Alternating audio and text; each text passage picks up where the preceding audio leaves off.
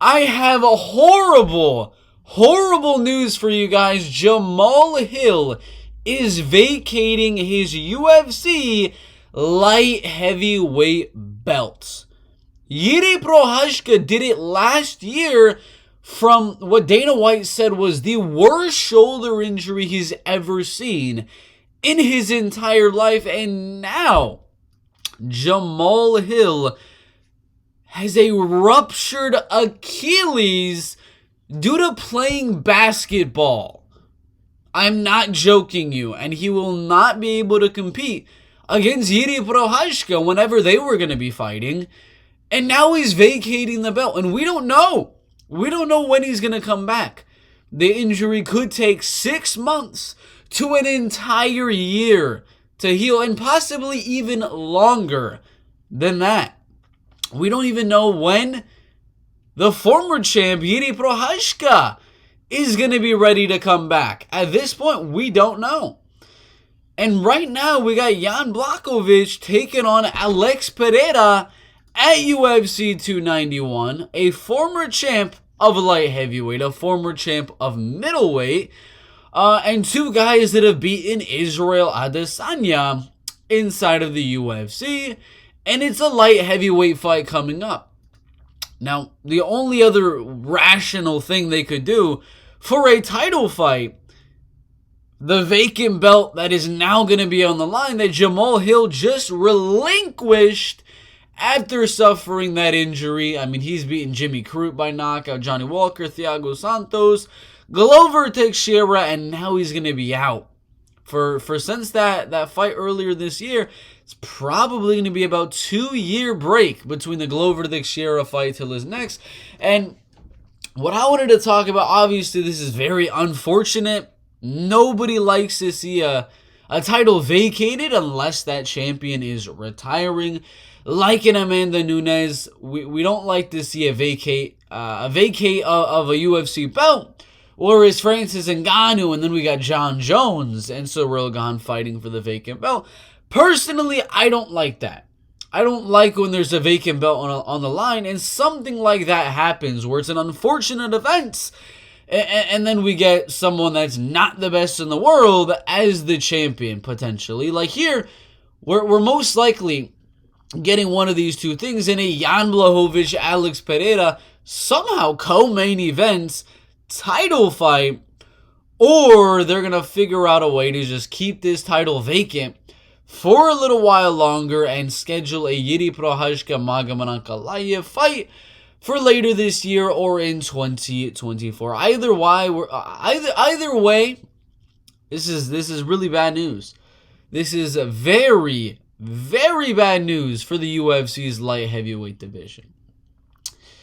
The champ vacates his belt due to injury not even that long after the former champ of the same freaking weight class did the exact same thing.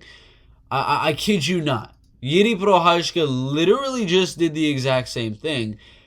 And now it's going to be flipped on the other foot for the new champion in Jamaal Sweet Dreams Hill. And prediction-wise, I would have gone Jamaal Hill to win a TKO later on in that fight. Round number 3, round number 4 against Jiří Procházka. Obviously, we're not getting that now.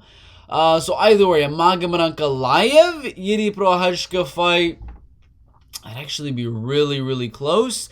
At this point, I'd have to go Magomed Ankalaev by a very, very close decision.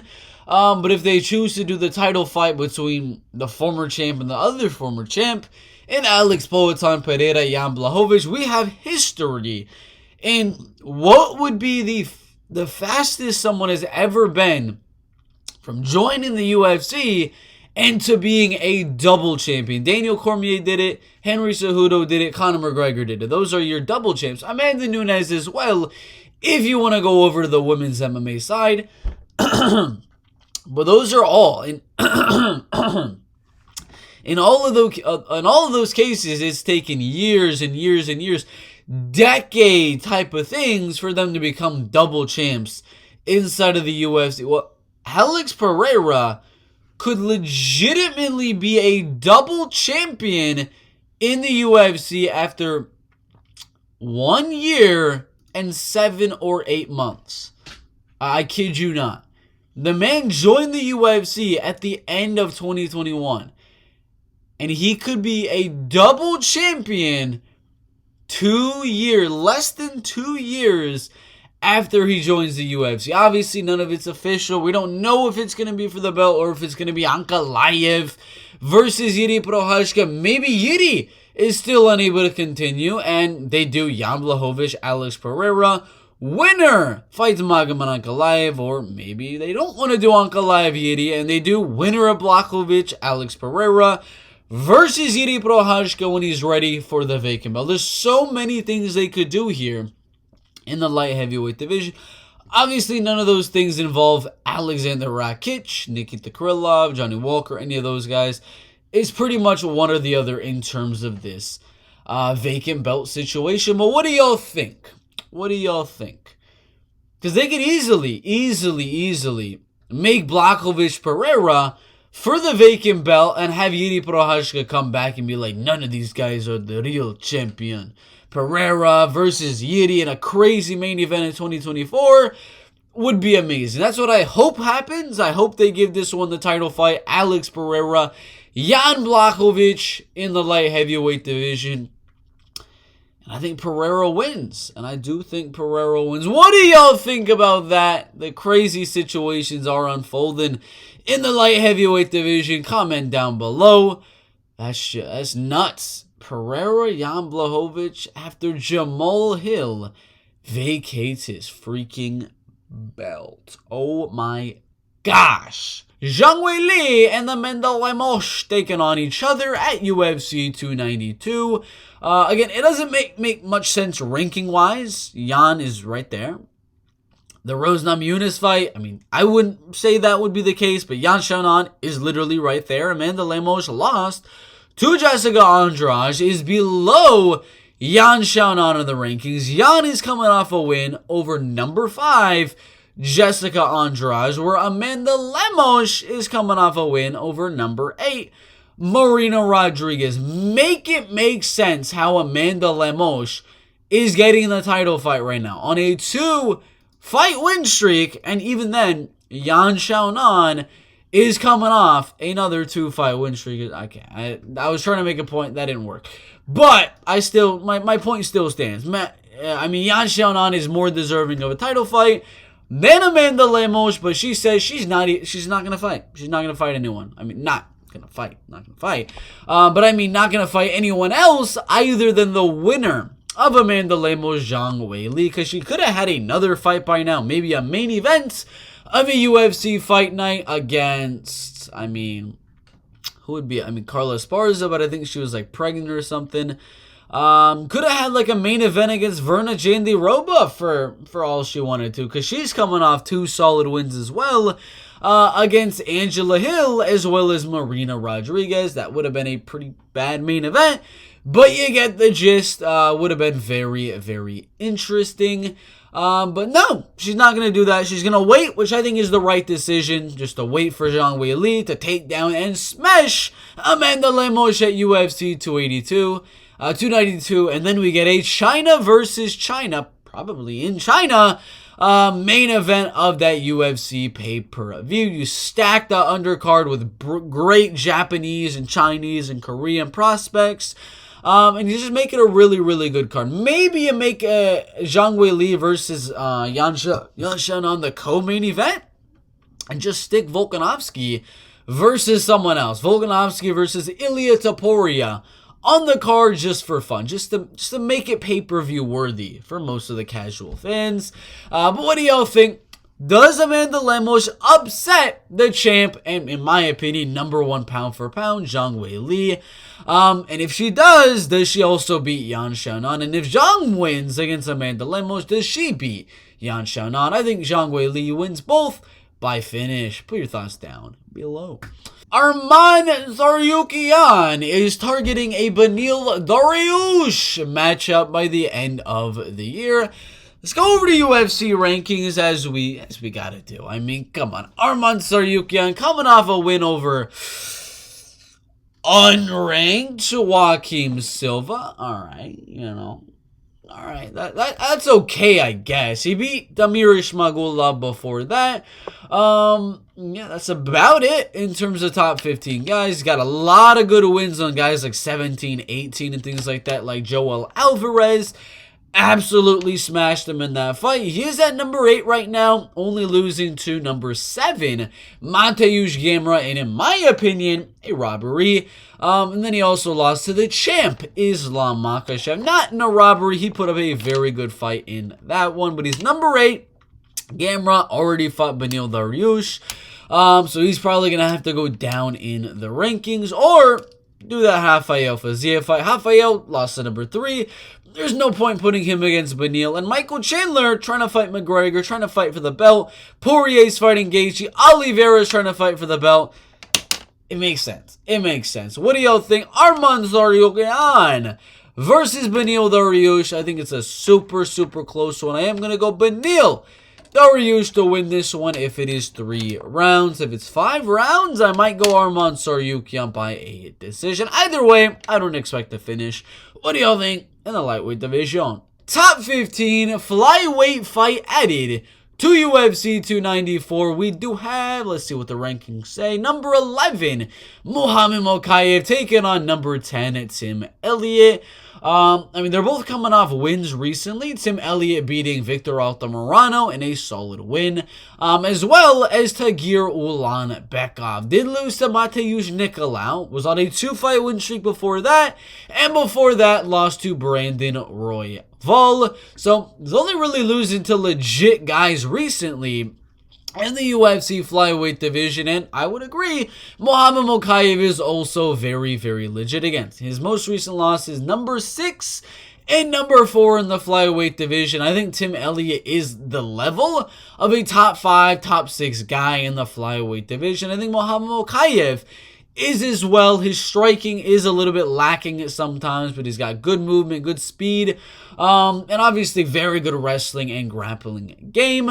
I am actually going to go the underdog. I don't know if those odds are going to have him as the underdog, but I would assume so. I'm going to go Tim Elliott by a decision here. I think he's got a little bit better striking than Mohammad Mokaev in the flyweight division. He just throws more output. Mohammad Mokaev is not that bad of a striker, but he doesn't throw much output on the feet. He's so worried about getting the takedown and using the jiu-jitsu to get the submission. Tim Elliott is not going to get destroyed by Mohammad Mokaev in the wrestling and grappling, and I think more volume from Tim Elliott can get him the win. What do y'all think? Flyweight, UFC 294. This guy looks very familiar. I don't know. He's got a nice little facial hair going there. You know, he's got some good veins popping out.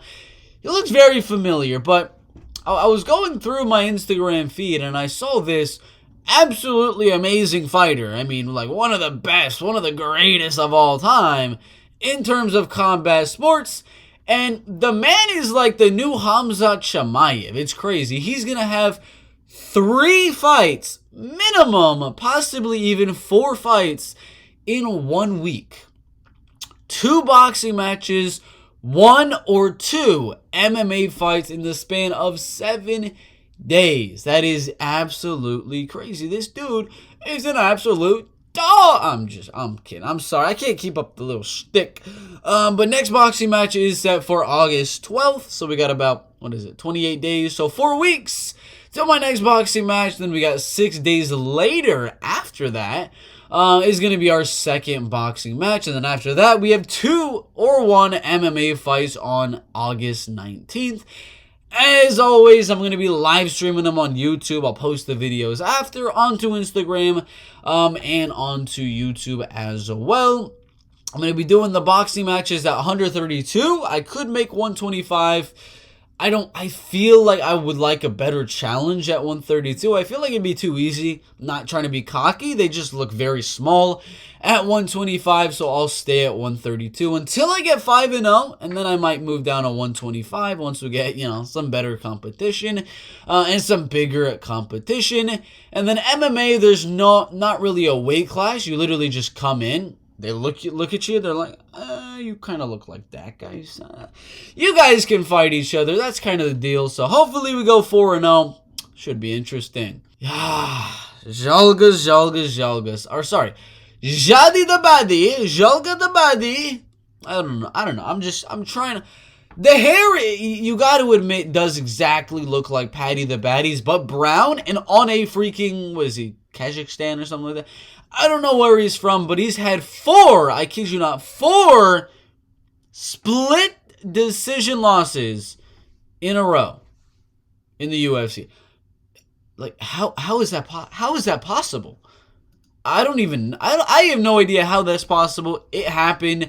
Zhalgas Zhumagulov, a.k.a. Jadi Abadi, is no longer inside the UFC. I mean, he should have beat Jeff Molina. I think he won that fight. And he would have been a top 15 guy. Who knows what his UFC career would look like if they had given him that win. I mean, he's fighting killers. Josh Van, freaking Amir Albezi, and taking on guys inside the top 15 as well. I'm forgetting the last guy. Who's the second to last guy he fought? Like Charles Johnson, I guess. There's a lot of good guys he's fighting. I know he doesn't really have the best record inside the UFC, but he's a good personality, and he's a good gatekeeper for the flyweight division. So I hope he comes back to the UFC, wins a few on the regional scene, and gets back. Jadi the Badi, no more. Junior Tafa and Parker Porter in the heavyweight division. I mean, obviously, you can see by the picture on the right, it's a very obvious heavyweight division type of a fight. Parker Porter is a very piglet.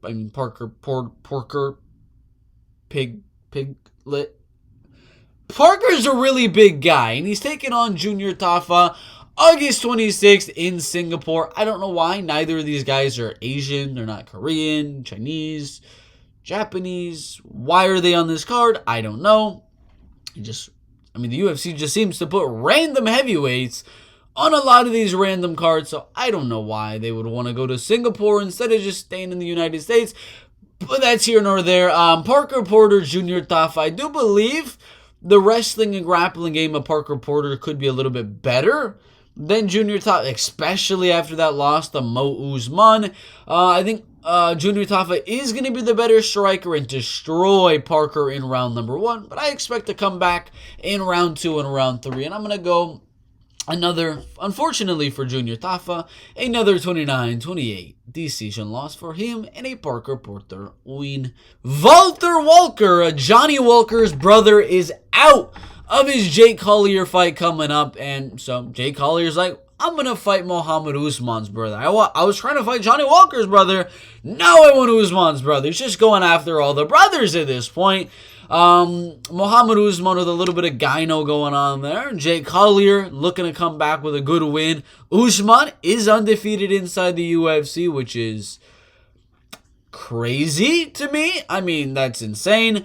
But it's a good fight in the heavyweight division. I don't expect Usman to take down and dominate Jake on the ground. I don't expect Jake to dominate him on the ground either.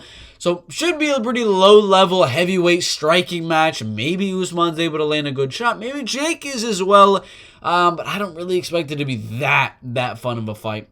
Probably a close Mohammad Usman decision. Outboxing Jake Collier at range, landing a little bit more volume and keeping the power shots even. Should be an fight in the heavyweight division. I don't know what it is with heavyweight fight announcements today, but we got another one. Martin Buday and Josh Parisian. Walt Harris pulled out of the fight due to some USADA issues. He said it was a supplement that he's been using for a while, but just now got flagged by USADA. I don't know. You can believe it, you cannot believe it. That's your prerogative. But now, Josh Parisian is fighting like a month later on August 12th, taking on Martin Buday, who has been doing pretty solid inside of the UFC. I believe he's still undefeated inside of the UFC. I'm going to have to pull that up. Topology. Yeah, 12-1. Chris Barnett, Lorenzo Hood, Lucas Brzezinski, and Jake Collier. So now, what is he ranked at heavyweight? He's got to be ranked pretty decently, right? 33rd in the UFC heavyweight division. So this is still a step up in competition for for Josh Parisian, even after he's coming off a loss in the heavyweight division to a pretty garbage guy in Jamaal. Should be a fun one. I'm just kidding. It's not that fun of a fight. Josh Parisian, Martin Buday. Expect some clinching from Martin Buday. I expect some spinning stuff from Josh Parisian. It's a pretty meh fight to me. I think Martin Buday wins a 29-28 decision. Banger announcement in the featherweight division is not September 3rd, it is September 23rd. Charles Jourdain, Ricardo, Ramos. Yeah, it was a little bit of an error on my part for the post, but it's a second account. It doesn't really matter. Early prediction, Charles Jourdain by a banger of a decision. I think these guys are going to go to war. Should be a fun one in the featherweight division. Very, very fun fight in my opinion. Not a lot of people know about either of these guys. They're not very well known. But Kenan versus Rolando Bedoya. Rolando Bedoya, if you don't remember him, came in on short notice against Chaos Williams and showed a really good shit against them. And landed some really good kicks at range. Landed pretty similar and even more volume at times than Chaos Williams, and I think he lost like a very, very, very, very close decision that some people could actually argue could have gone his way. Kenan, he's a veteran. He just lost to Ian Gary and I believe Max Griffin before that. But they're both very good strikers, very good power in both guys' hands. I expect this one to be a fun scrap for 3 straight rounds or an early TKO. I am going to go Rolando Bedoya to win a decision though. What do y'all think about this at UFC?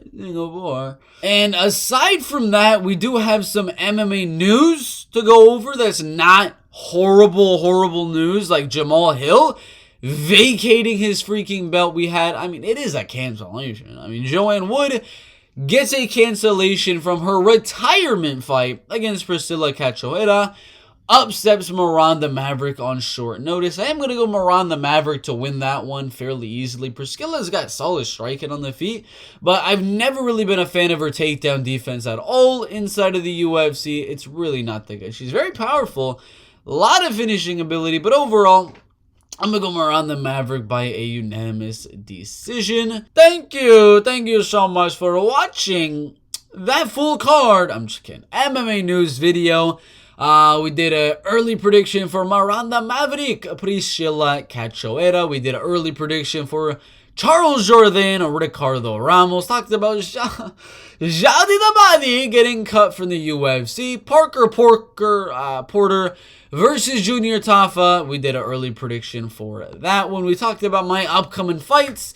We talked about Rolando Bedoya, Kenan early prediction. Obviously, we also did have the vacating of the UFC light heavyweight belt and a potential title fight with Alex Pereira and Jan Blachowicz. We did the Arman Tsarukyan, Beneil Dariush, because that seems to be what both guys want in the lightweight division. I'd say 5-round main event for that one. We talked about Collier, Mohammad, Usman. Did an early prediction for that one too. And then, yeah, there's a lot of heavyweight fights for some reason. Martin Buday and Josh Parisian. Then we talked about the future of women's strawweight in most likely a China versus China pay-per-view. And Mohammad Mokaev, Tim Elliot. A lot of MMA news for you guys today. If you want it very, very fast and up to date, obviously go over to the Instagram, Bert_MMA. Lots and lots of MMA news. Like and subscribe. I'll see you in the next one. Thanks for watching.